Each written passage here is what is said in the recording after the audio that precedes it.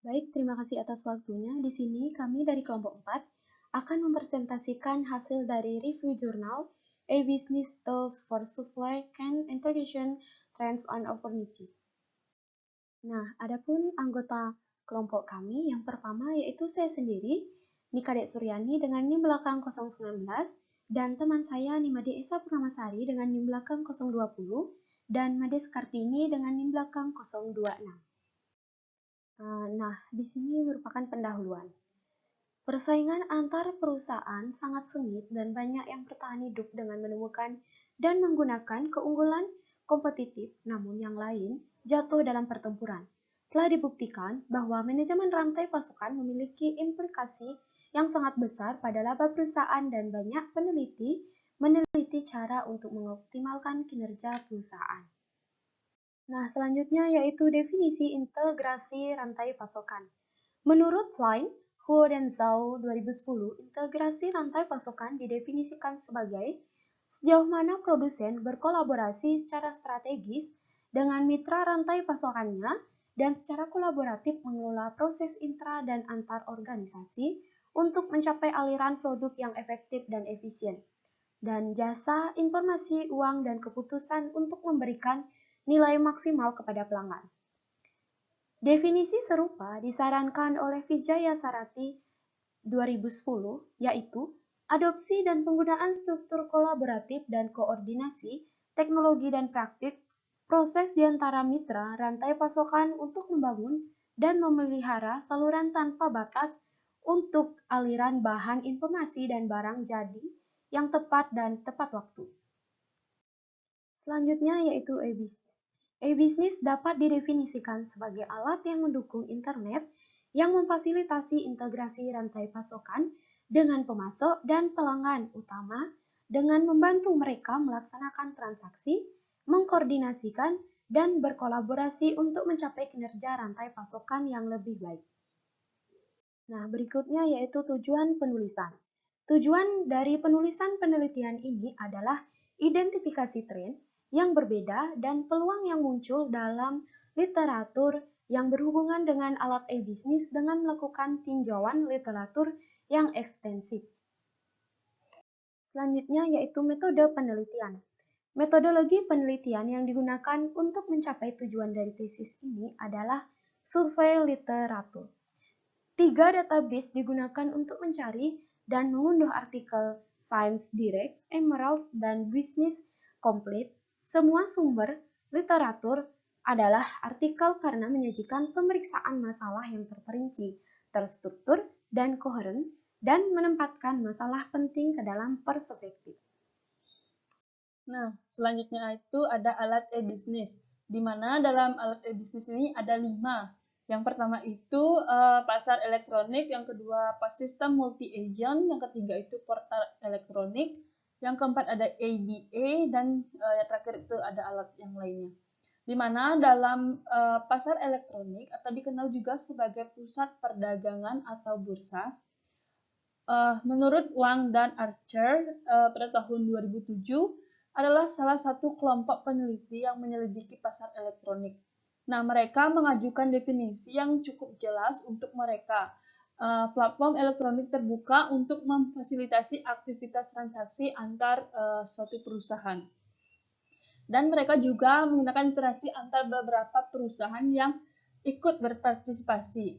Nah, fungsi yang utama dalam marketplace itu untuk mendorong pelaksanaan transaksi. Namun ada beberapa jenis juga membuka peluang untuk mempertahankan hubungan kolaboratif yang lebih dekat dengan yang lainnya. Nah, menurut klasifikasi yang paling populer, menurut Greer et al. Pada tahun 2003, itu marketplace dapat dibagi menjadi publik, dimiliki oleh pihak ketiga, melayani banyak pembeli, dan melayani penjual. Berbasis konsorsium, didirikan oleh beberapa perusahaan besar dalam industri tertentu, dan swasta didirikan oleh suatu perusahaan saja. Nah, semakin publik atau terbuka suatu pasar elektronik, maka semakin sedikit peluang untuk membangun hubungan dekat yang ditawarkannya. Terus yang kedua itu ada sistem multi-agent, di mana dalam sistem ini merupakan salah satu yang terdiri dari agen-agen cerdas yang berinteraksi atau sama lain dengan lingkungan yang kompleks, terdistribusi, dan tidak stabil untuk pencapaian tujuan bersama.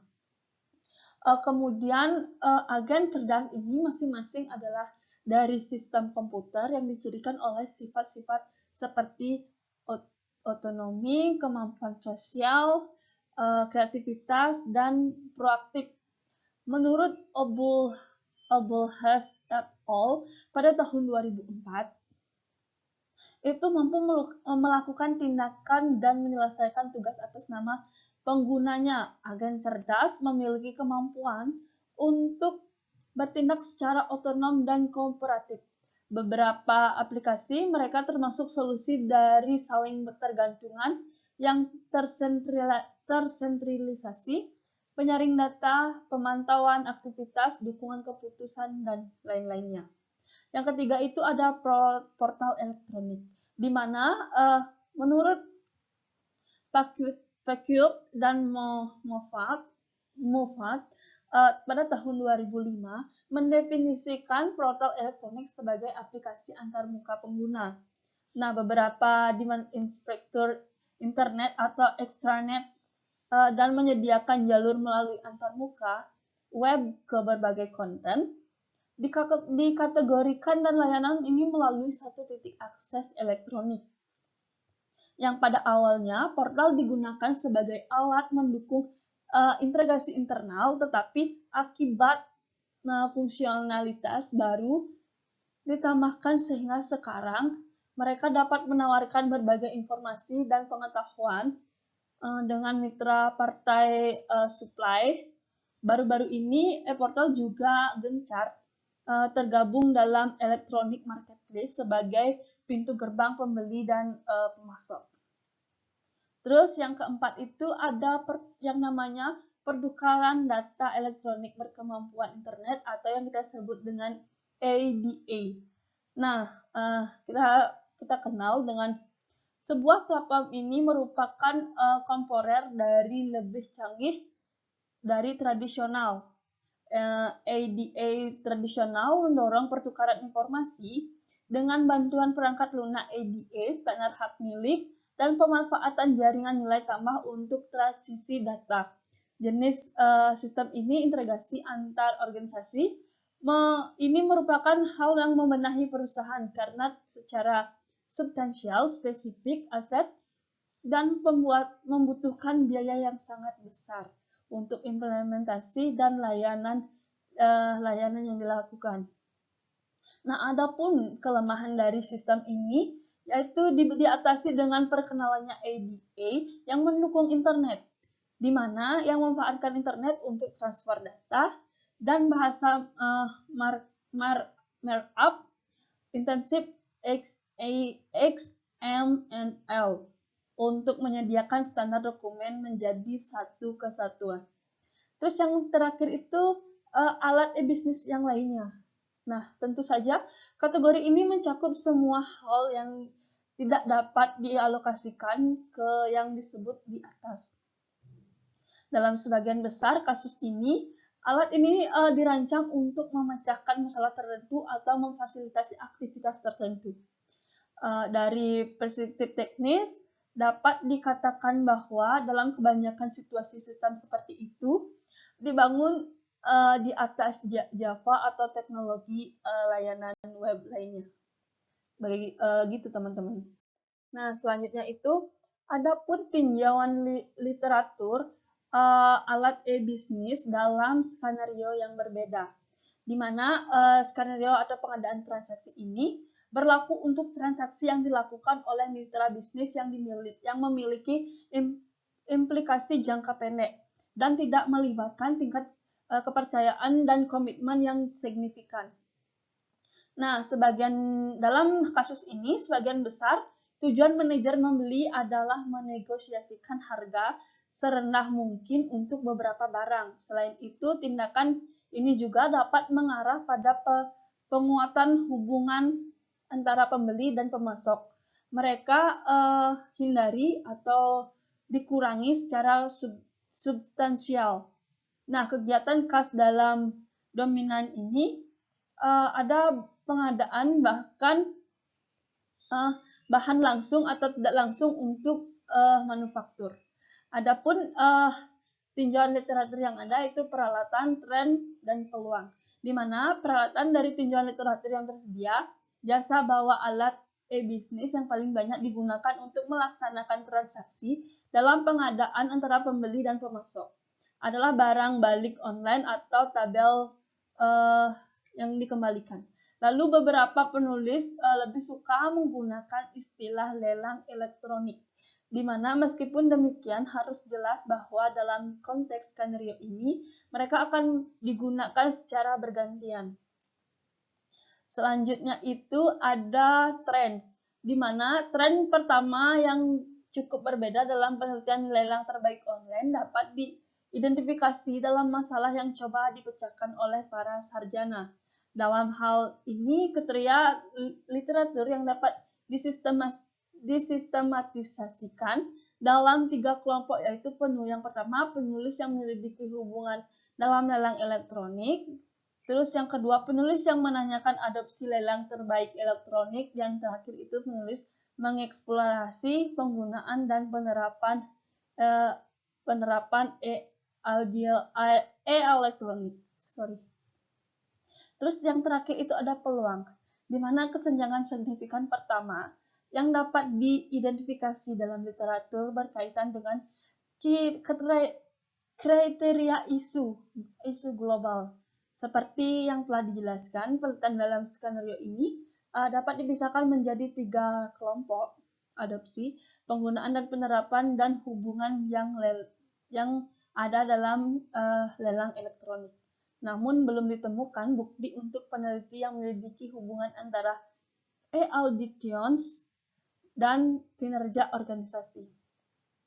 Kesenjangan serius lainnya dalam literatur ilmiah adalah kurangnya studi yang melihat masalah adopsi dan kelayakan alat e-procurement di masalah adopsi dan kelayakan yang perusahaan kecil dan menengah. Diketahui dengan baik bahwa sebagian besar pembeli menggunakan kekuatan koersif pada perusahaan kecil untuk mengadopsi solusi inovatif.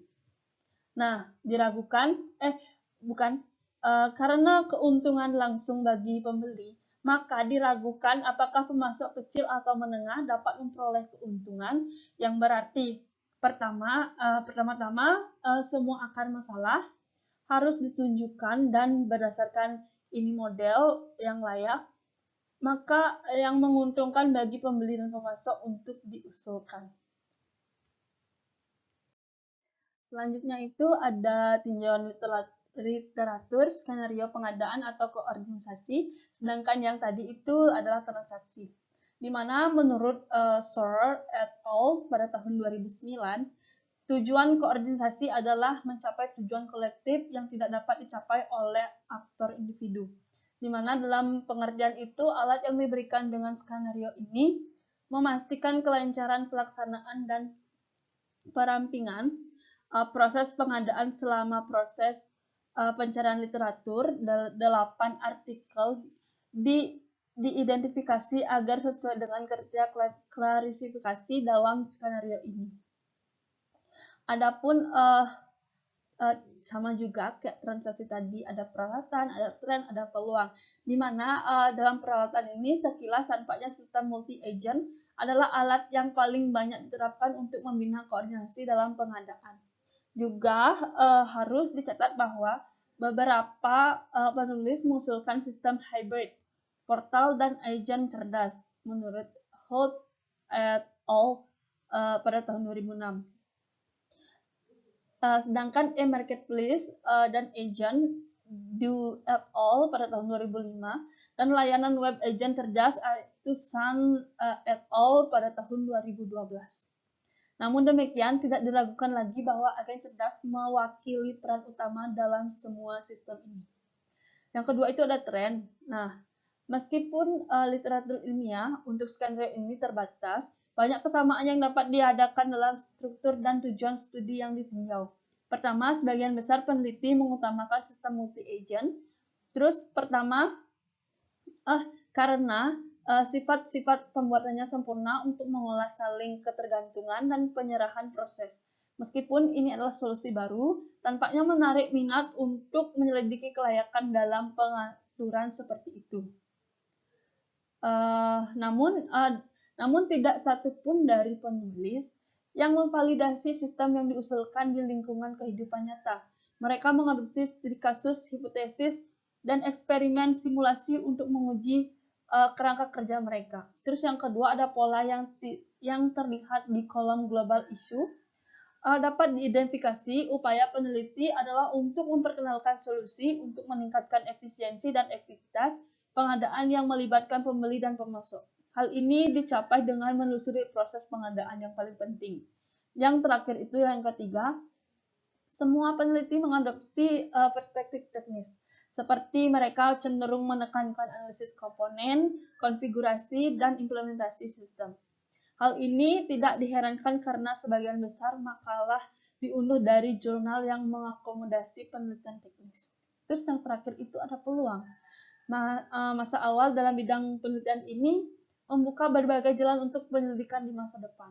Namun demikian, penulis akan tetap berpegang pada data yang diambil untuk membuat saran yang semenarik mungkin.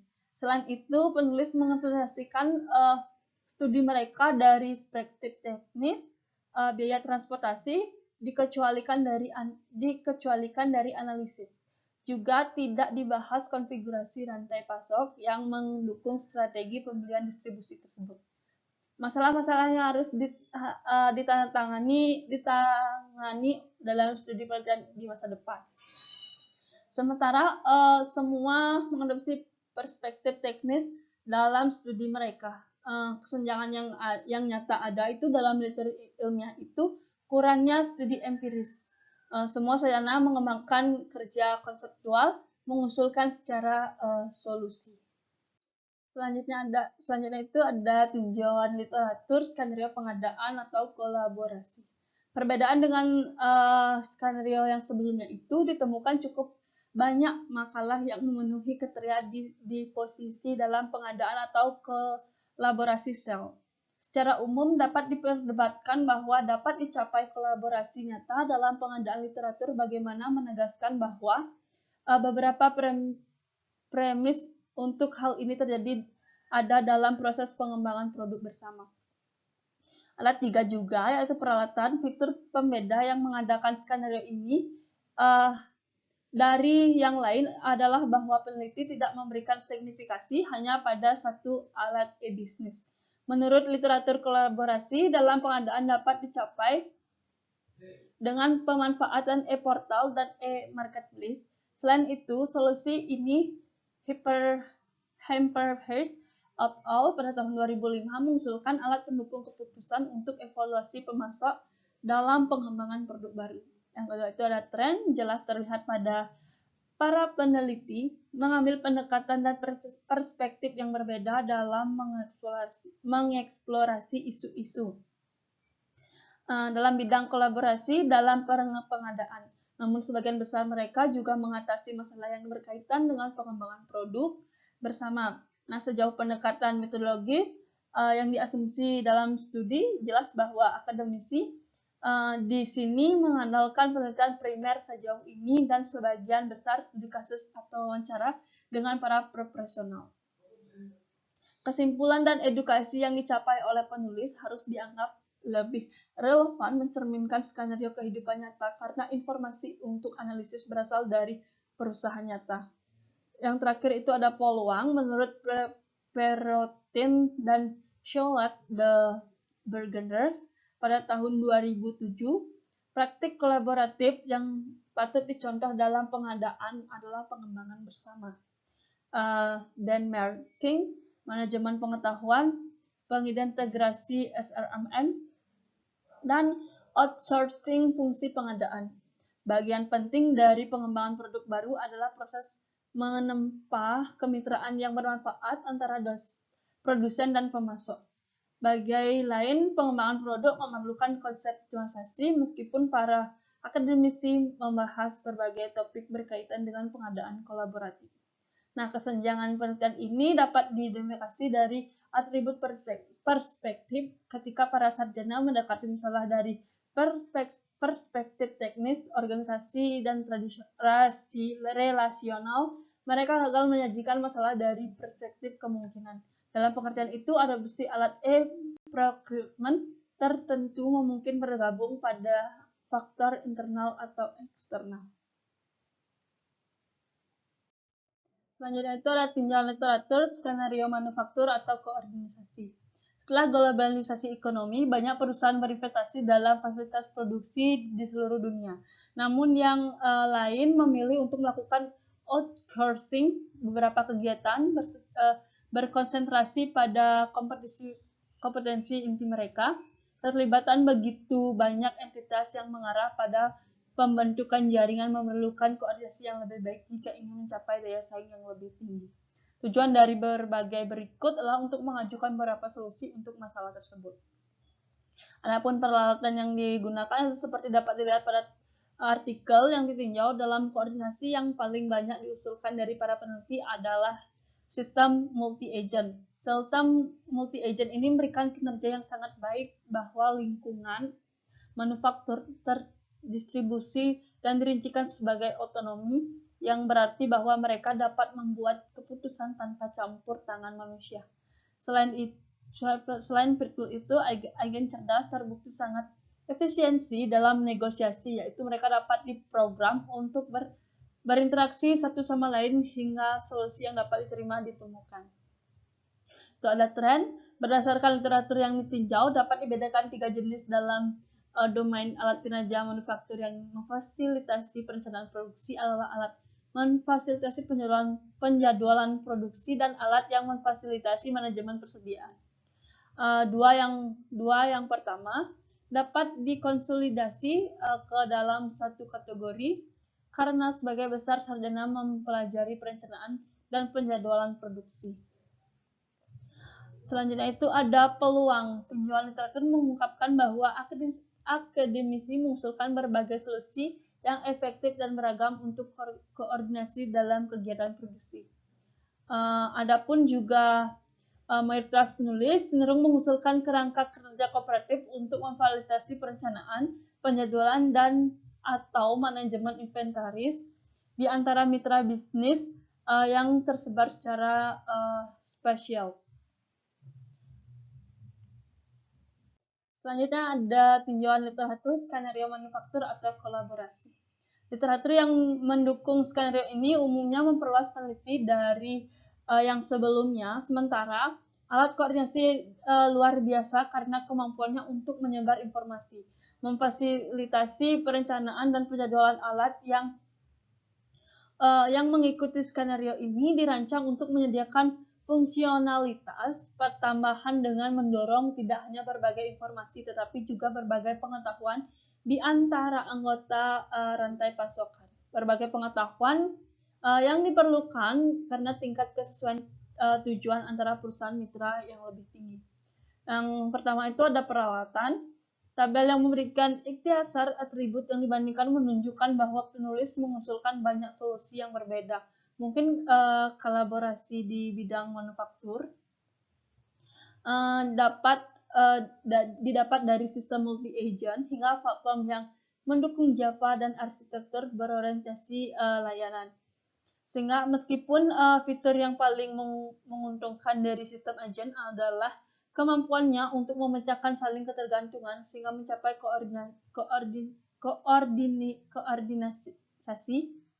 koordinasi masih menemukan aplikasi dalam hubungan yang lebih kuat. Terus ada tren. Pola pembedaan pertama dalam literatur manufaktur kolaboratif adalah bahwa mayoritas sarjana menjanjikan platform manufaktur yang terdistribusi. Dalam kebutuhan yang akan solusi semacam itu didasarkan pada dua kecenderungan. Yang pertama, banyak perusahaan mengalihdayakan aktivitas manufaktur dan perusahaan lain yang beralokasi di berbagai belahan dunia.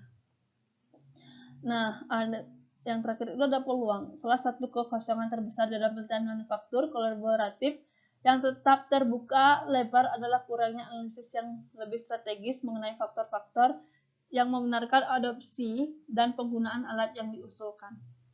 Terus, penelitian di masa depan harus mengisi celah dengan melihat ke dalam sistem inovatif seperti melalui prisma model teoretis yang disebut tadi ya.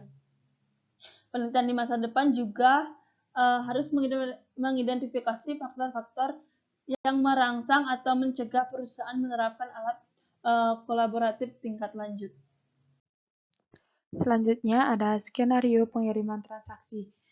Yang pertama ada peralatan. Nah, minat yang besar terhadap pasar elektronik dapat dijelaskan dengan peluang yang mereka ciptakan untuk meningkatkan likuiditas pasar dan mengurangi biaya transaksi peserta. Nah, selain itu, model ini tampaknya menarik bagi usaha kecil dan menengah karena biaya implementasinya rendah, terutama dalam hal mengadopsi pasar mandiri. Selanjutnya ada tren. Nah, beberapa pengamatan bahwa ada pola-pola yang membedakan yang dapat diidentifikasikan sebagai kecenderungan. Pertama, mengikuti konsep e-commerce yang diasumsikan terdiri dari beberapa transaksi dalam rantai pasokan ujung depan. Nah, jelas bahwa sebagian besar penelitian dilakukan tentang transportasi. Nah, selanjutnya ada peluang.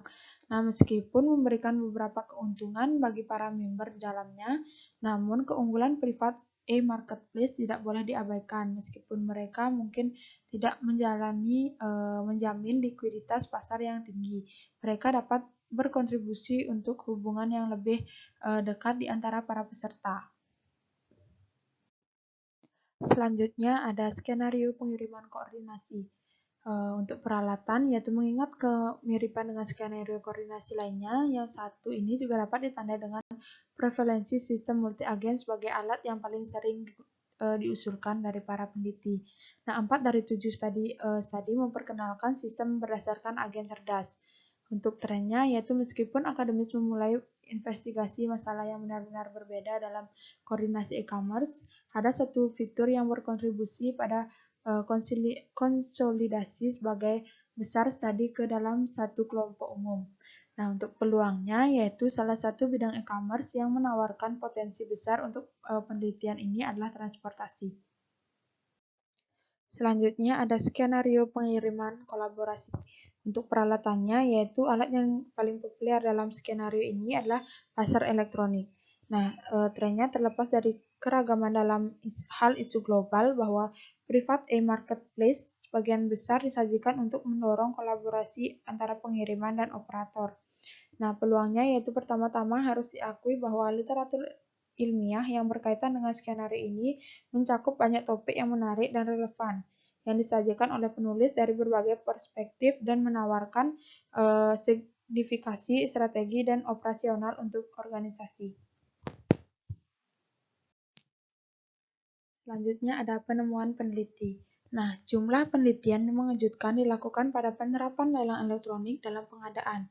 Nah, tetapi seperti yang ditunjukkan sebelumnya, dalam penelitian ini, lelang elektronik adalah kasus khusus untuk pasar elektronik karena yang pertama digunakan sebagai mekanisme negosiasi harga pada yang terakhir.